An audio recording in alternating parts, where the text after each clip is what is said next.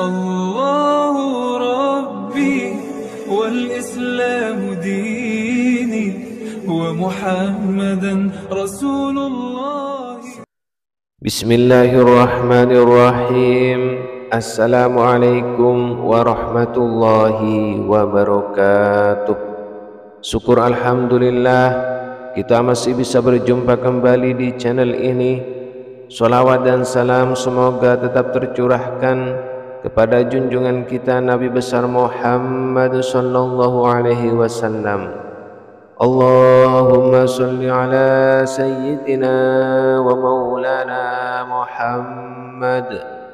Harapan dan doa saya, semoga saudaraku semua diberikan kesehatan, murah rezeki, diampuni segala dosanya dan dipanjangkan umurnya. Amin amin ya rabbal alamin. Sahabat kajian Islam yang dirahmati Allah, malaikat adalah makhluk yang diciptakan dari cahaya oleh Allah Subhanahu wa taala. Maka dari itu malaikat tidak pernah berdosa dan sangat taat kepada Allah Subhanahu wa taala. Malaikat diciptakan bertujuan untuk melakukan tugas-tugas tertentu. Salah satunya menjalankan tugas mendoakan hamba Allah di dunia. Sebagaimana malaikat adalah makhluk yang mulia, maka apabila kita didoakan olehnya adalah sebuah hal yang beruntung. Jadi siapa saja orang-orang yang didoakan oleh malaikat, insya Allah mudah diijabah oleh Allah Subhanahu wa taala. Sahabat kajian Islam yang dirahmati Allah, berikut adalah golongan-golongan orang yang didoakan oleh malaikat. Yang pertama, orang yang tidur dalam keadaan bersuci. Barang siapa yang tidur dalam keadaan suci, maka malaikat akan bersamanya di dalam pakaiannya. Dia tidak akan bangun hingga malaikat berdoa, "Ya Allah, ampunilah hambamu si fulan karena tidur dalam keadaan suci." Hadis riwayat Imam Ibnu Hibban dari Abdullah bin Umar. Yang kedua, orang yang sedang duduk menunggu waktu sholat. Tidaklah salah seorang di antara kalian yang duduk menunggu sholat selama ia berada dalam keadaan suci, kecuali para malaikat akan mendoakannya, "Ya Allah, ampunilah ia, ya Allah, sayangilah ia." Hadis riwayat Imam Muslim dari Abu Hurairah. Yang ketiga, orang yang berada di shaf barisan depan di dalam sholat berjamaah. Sesungguhnya Allah dan para malaikatnya bersolawat kepada orang-orang yang berada pada shaf-shaf terdepan. Hadis riwayat Imam Abu Dawud dan Ibnu Uzaimah. Yang keempat, orang yang menyambung shaf sholat berjamaah atau tidak membiarkan kosong di dalam shaf. Sesungguhnya Allah dan para malaikat selalu bersolawat kepada orang-orang yang menyambung shaf-shaf. Hadis riwayat Imam Ahmad. Yang kelima, para malaikat mengucapkan amin ketika seorang imam selesai membaca Al-Fatihah. Jika seorang imam membaca ghairil maghdubi alaihim waladdallin, maka ucapkanlah oleh kalian amin, karena barang siapa ucapannya itu bertepatan dengan ucapan malaikat, maka ia akan diampuni dosanya yang masa lalu. Hadis riwayat Bukhari dari Abu Hurairah. Yang keenam, orang yang duduk di tempat sholatnya setelah melakukan sholat. Para malaikat akan selalu bersolawat, berdoa kepada salah satu di antara kalian selama ia ada di dalam tempat sholat di mana ia melakukan sholat, selama ia belum batal wuduknya. Para malaikat berkata, "Ya Allah, ampunilah dan sayangilah ia." Hadis riwayat Imam Ahmad dari Abu Hurairah.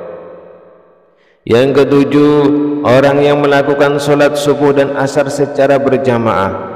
Para malaikat berkumpul pada sholat subuh, lalu para malaikat yang menyertai hamba pada malam hari, yang sudah bertugas malam hari hingga subuh, naik ke langit, dan malaikat pada siang hari tetap tinggal. Kemudian mereka berkumpul lagi pada waktu sholat asar, dan malaikat yang ditugaskan pada siang hari hingga sholat asar naik ke langit, sedangkan malaikat yang bertugas pada malam hari tetap tinggal. Lalu Allah bertanya kepada mereka, "Bagaimana kalian meninggalkan hambaku?" Mereka menjawab, kami datang sedang mereka melakukan solat dan kami tinggalkan mereka sedang melakukan solat, maka ampunilah mereka pada hari kiamat. Hadis riwayat Imam Ahmad dari Abu Hurairah. Yang kedelapan, orang yang mendoakan saudaranya tanpa sepengetahuan orang yang didoakan. Doa seorang muslim untuk saudaranya yang dilakukan tanpa sepengetahuan orang yang didoakannya adalah doa yang akan dikabulkan. Pada kepalanya ada seorang malaikat yang menjadi wakil baginya. Setiap kali dia berdoa untuk saudaranya dengan sebuah kebaikan, maka malaikat tersebut berkata, amin, dan engkau pun mendapatkan apa yang ia dapatkan. Hadis riwayat Muslim dari Ummu Darda. Yang kesembilan, orang yang berinfak. Tidak satu hari pun di mana pagi harinya seorang hamba ada padanya kecuali dua malaikat turun kepadanya. Salah satu di antara keduanya berkata, ya Allah, berikanlah ganti bagi orang yang berinfak. Dan lainnya berkata, ya Allah, hancurkanlah harta orang yang pelit atau bakhil. Hadis riwayat Imam Bukhari dan Muslim. Yang ke-10, orang yang sedang makan sahur.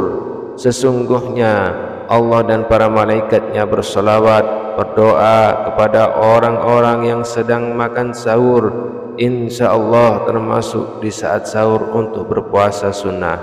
Hadis riwayat Ibnu Hibban dan Imam At-Tabrani dari Abdullah bin Umar. Yang ke-11, orang yang sedang duduk menjenguk orang sakit. Tidaklah seorang mukmin menjenguk saudaranya kecuali Allah akan mengutus 70.000 malaikat untuknya yang akan bersolawat kepadanya di waktu siang kapan saja hingga sore, dan di waktu malam kapan saja hingga subuh. Hadis riwayat Imam Ahmad. Yang ke-12, seseorang yang sedang mengajarkan kebaikan kepada orang lain. Keutamaan seorang alim atas seorang ahli ibadah bagaikan keutamaanku atas seorang yang paling rendah di antara kalian.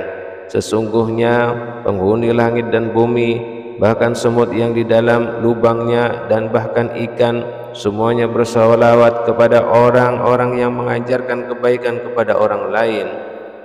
Hadis dari Abu Umamah Al-Bahili. Semoga kita menjadi salah satu orang yang selalu didoakan para malaikat. Amin, amin, ya Rabbal Alamin. Sahabat kajian Islam yang dirahmati Allah, itulah sahabat yang dapat kami sampaikan pada kesempatan kali ini. Semoga bermanfaat untuk kita semua. Semoga kita lebih meningkatkan kualitas iman dan takwa kita kepada Allah Subhanahu wa ta'ala. Amin, amin, ya Rabbal Alamin. Akhirul kalam. Wassalamualaikum warahmatullahi wabarakatuh.